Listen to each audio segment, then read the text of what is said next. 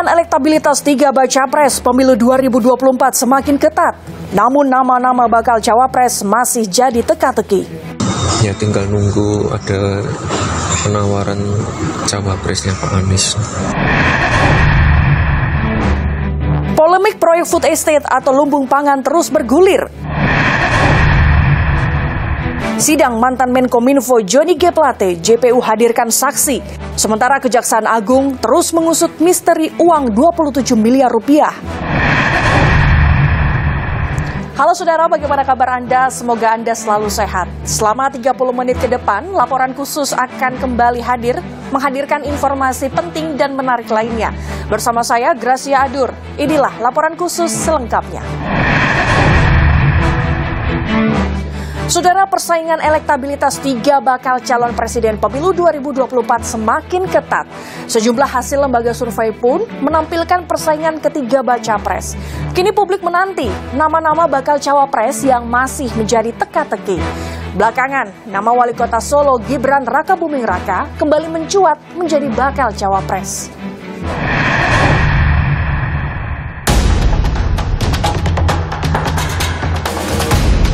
Persaingan elektabilitas tiga bakal calon presiden pemilu 2024 semakin ketat. Sejumlah hasil survei menampilkan persaingan Ganjar Pranowo, Prabowo Subianto, dan Anies Baswedan dalam menarik minat calon pemilih. Seperti Litbang Kompas yang merilis hasil terbaru dari survei yang dilakukan sejak 27 Juli hingga 7 Agustus lalu. Elektabilitas Ganjar Pranowo dan Prabowo Subianto bersaing ketat, sementara Anies Baswedan belum berubah secara signifikan. Dari kategori pilihan responden dengan skema hanya tiga bakal capres, Ganjar Pranowo memperoleh 34,1%, disusul Prabowo Subianto dengan 31,3%, sementara Anies Baswedan memperoleh 19,2%.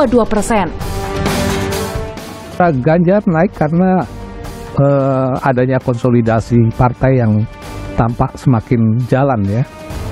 Dan kemudian yang juga penting ini masa mengambang, terutama generasi Z yang sempat berpindah ke Prabowo pada saat kasus Piala Dunia U20 kemarin, akhirnya mulai kembali memilih Ganjar. Meski elektabilitas Ganjar Pranowo teratas pada skema banyak calon maupun skema tiga baca pres, namun tak menjamin kemenangan Ganjar jika berhadapan langsung dengan Prabowo Subianto. Dalam simulasi head-to-head Prabowo dan Ganjar, Prabowo Subianto 52,9%, sementara Ganjar Pranowo 47,1%. Simulasi Anies dan Ganjar, Ganjar Pranowo mendapat 60,1%, Anies Baswedan 39,9%. Sedangkan simulasi head-to-head Prabowo dan Anies, Prabowo Subianto 65,2%, Anies Baswedan 34,8%. Survei Litbang Kompas juga mencatat potensi suara pemilih Joko Widodo pada pemilu 2019 lalu mengalir ke bakal baca pres 2024. Pada Agustus 2023, suara pemilih Jokowi yang mengalir ke Prabowo sebesar 36,4%. Sementara suara pemilih Jokowi yang memilih Ganjar mencapai angka 63,6%. Survei Litbang Kompas juga memotret kontestasi wilayah Jawa dan luar Jawa. Untuk wilayah Pulau Jawa, Ganjar dengan 39,6% suara, sementara Prabowo 28,8% dan Anies di 16,7%. Di luar Pulau Jawa, Prabowo dengan persentase 34,7%, sementara Ganjar 27% dan Anies sekitar 22,3%. Survei Litbang Kompas dilakukan secara tatap muka dan melibatkan 1.364 responden di 38 provinsi yang tersebar di 331 desa dan kelurahan di Indonesia dengan margin of error plus minus 2,65%. Survei Litbang Kompas dibiayai secara mandiri oleh Harian Kompas. Tak hanya Litbang Kompas, Indikator Politik Indonesia turut merilis hasil survei terbaru elektabilitas baca pres 2024. Gubernur Jawa Tengah Ganjar Pranowo memperoleh 35,2%, sementara Prabowo dan Anies masing-masing 33,2% dan 23,9%.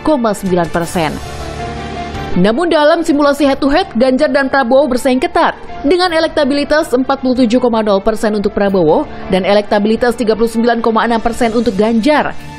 Sementara saat berhadapan dengan Anies Baswedan, elektabilitas Prabowo mencapai 51,2%, elektabilitas Anies 33,5%.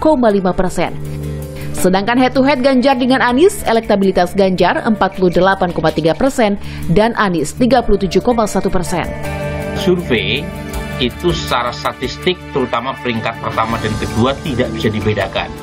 Jadi saya tidak bisa mengatakan Mas Ganjar lebih unggul ketimbang Pak Prabowo, karena selisihnya dalam margin of error 2,4% plus minus.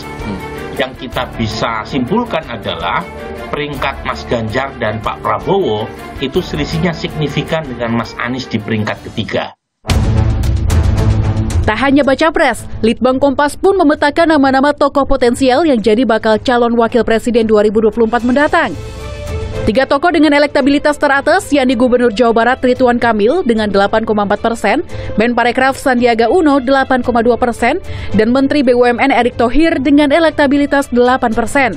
Disusul 2 nama lain, Ketua Umum Partai Demokrat Agus Harimurti Yudhoyono 5,1%, dan Menko Polhukam Mahfud MD 3,7%. Ya, dari dulu juga sama, saya tidak bisa menghindari di survei, dan kalau di Kompas mungkin konsisten, tapi perjodohan politik itu tidak selalu sepenuhnya gimana survei. Saya mengikuti dinamika dan arahan dari partai seperti apa.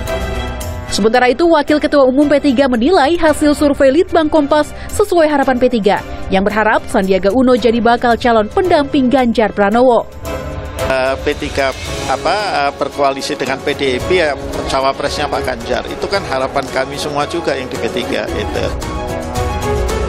Kini publik menanti nama-nama bakal cawapres 2024 yang masih menjadi teka-teki. Belakangan, nama wali kota Solo Gibran Rakabuming Raka yang tak lain putra Presiden Jokowi kembali mencuat. Tak hanya digadang-gadang mendampingi Ganjar Pranowo, Gibran juga disebut sebagai bakal cawapres Prabowo Subianto. Menanggapi hal ini, Gibran berkelakar tengah menunggu tawaran menjadi cawapres Anies Baswedan. Ya tinggal nunggu ada penawaran cawapresnya Pak Anies. Gitu ya, Mas? Sebelumnya, PDIP juga membuka peluang Gibran untuk menjadi pendamping Ganjar. Ketua DPP PDI Perjuangan Puan Maharani menyebut jika MK mengabulkan gugatan batas usia Capres-Cawapres, PDIP akan mempertimbangkan Gibran sebagai cawapres pendamping Ganjar di Pilpres 2024. Ya kalau memang kemudian di MK-nya kemudian disetujui untuk ada calon wakil presiden di bawah 40 tahun, ya mungkin saja bisa kemungkinan Mas Gibran yang maju. Pasalnya, pada Maret lalu, Partai Solidaritas Indonesia menggugat Undang-Undang Pemilu terkait batas minimum usia capres dan cawapres dari minimal 40 tahun menjadi minimal 35 tahun. Saat ini, gugatan masih dalam proses pembahasan di Mahkamah Konstitusi.